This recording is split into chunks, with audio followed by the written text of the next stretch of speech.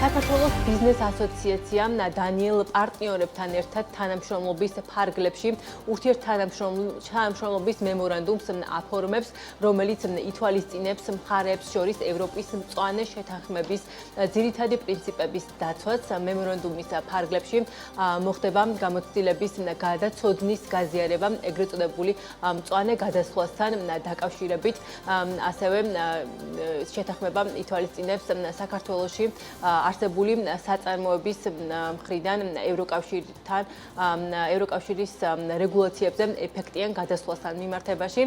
სტუმარი უნდა შემოგვერთდეს ახლა საქართველოს ბიზნეს ასოციაციის აღმასრულებელი დირექტორი ლევან მეფხვაძე, რომელიც დანიიდან გვიერთდება. მოგესალმებით ბატონო ლევან, დიდი მადლობა თქვენი დროისთვის და ჩართვისთვის. როგორც აღნიშნეთ, თქვენი მყოფებით დანიაში, სადაც აფორმებთ ურთიერთშეთანხმების მემორანდუმს მწვანე ეკონომიკის პრინციპების დაცვასთან დაკავშირებით. უფრო მეტი რომ მოგვიყვოთ, რას თვალისწინებს ეს მემორანდუმი, რა არის მისი მთავარი მიზანი? დიახ, ჩვენ ვართ მოწვეულები კოპენჰაგენში ჩვენი მასმისლების Danish Industries, დანიური ინდუსტრიების. ეს არის უზარმაზარი ადგილობრივი ბიზნეს გაერთიანება. მათი მიერ არის ორგანიზებული შეხვედრა და მათი მიზანი არის იმ ქვეყნების, რომლებსაც აქვთ ევროპული ასპირაცია, სურვილი რომ ევროკავშირის მომავალში ევროკავშირის შეუერთდნენ, მოხდეს ადაპტაცია, სწორი დროული პროფესიული კვალიფიციური ადაპტაცია იმ რეგულაციებზე და სტანდარტებზე, რომელიც ევროკავშირს აქვს. ეს რეგულაციები არ არის მარტივი, თქვენ კარგად იცით, ჩვენ 40-მდე დირექტივა უკვე გადმოვიტანეთ ჩვენს კანონმდებლობაში, თუმცა ის ნაწილი რეგულაციების, რომელიც განსაკუთრებულად შეიძლება რთული იყოს ქართული ბიზნესისთვის, უკავშირდება სწორედ მწვანე ტრანზიციას, მწვანე გარდაქმნას ეკონომიკის და შესაბამისად ამ გზაზე მხარდაჭერა დანიელების, ჩვენი დანიელი პარტნიორების იქნება ძალიან დიდი მნიშვნელობა.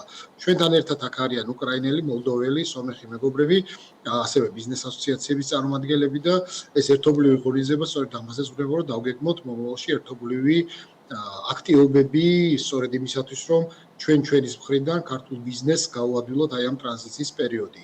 ის რომ ევროპული ბაზრები ნელ-ნელა ამ სტანდარტებისა და რეგულაციების გამო ხდება უფრო მეტად რეგულირებადი, ანუ უფრო მეტად რთული ქართული ბიზნესისთვის, შესაბამისად თუ კი მოხდება დროული გადაწყობა, დროული ასე ვთქვათ, შესწავლა ამ სტანდარტების, უფრო მომზადებულები შევხვდებით. მეორეს მხრივ, რასაც ჩვენ უყურებთ ევროკავშირში, თავისთავად ამ მწვანე ტრანზიციასთან დაკავშირებითაც მივხვდენ, რომ იმდენად ძიმე ეს რეგულაციები, რომ თვითონ ევროპულ ბიზნესებსაც უჭირთ აი ამ სტანდარტებთან გამკლავება, ამიტომ ეხლა მიდის პროცესი სწორედ გადახედვის და სხვათა შორის მათთვისაც საჭიროა ჩვენი მოსაზრებების გაზიარება, ჩვენი ხედვების მოსმენა, იმიტომ რომ ის საკმაოდ ძიმე ბიუროკრატიული წნეხი, რომელიც შეიქმნა ევროკავშირში, ჩვენი მხრიდან დანახული, ანუ გვერდიდან დანახული, ასევე მათთვისაც როგორც შეფასება არის ძალიან მნიშვნელოვანი. ამიტომ აქ არის ორმხრივი სარგებელი,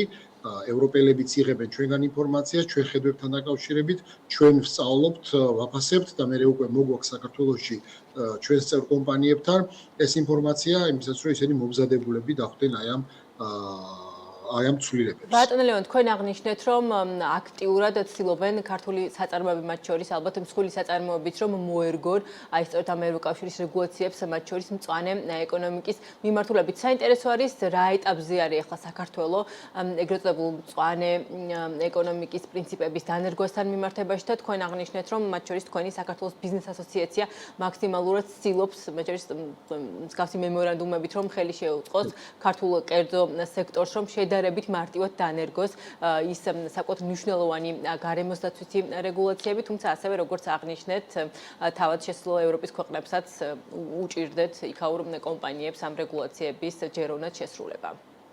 ჩვენ გარკვეული ეტაპი უკვე გავიარეთ, გვაქვს რამოდენიმე ძალიან მნიშვნელოვანი კანონი, რომელთა ნაწილი უკვე მოქმედებს, ან ნაწილი ამოქმედება, თავშეთ იგივე MGV ორგანიზაციები, იგივე მსხვილი საწარმოებიდან გაფრქვევები და ამ შემდეგ და იცით თქვენ რომ თქვენი ეთერიცაც ხშირად გაშუქებულა ჩვენ ძალიან აქტიურად ჩართული ვართ შესაბამის სამინისტროებთან ბიზნესთან ერთად სწორედ რომ საბოლოო ჯამში ისეთი ტიპის რეგულაციები მიგვეყო რომელიც ნაკლები წნეხი იქნებოდა კომპანიებისთვის და ნაკლებად შეეხებოდა მათ კონკურენტუნარიანობას. ანუ ეს რეგულაციები ხო საბოლოო ჯამში გარდაისახება იმ პროდუქტების ფასში, რომელსაც ეს კომპანიები უშვებენ და თუ ჩვენ საერთაშორისო ბაზრებზე საბოლოო ჯამში დავკარგეთ კონკურენტუნარიანობა, არ იქნება მე მგონი ჩვენთვისაც კარგი და არც არავის არ იქნება კარგი. ამიტომ სწორედაც ინფორმირება და ისეთი ტიპის შემამსუბუქებელი ღონისძიებების ჩადება რეგულაციებში და სტანდარტებში და სახელმწიფოს მხრიდან მხარდაჭერა არის ის გზა, რომელიც სხვადასხვა ევროპამ გაიარა და ჩვენც ამ გზაზე უნდა ვიაროთ და ამ ფორმით უნდა წავიდეთ.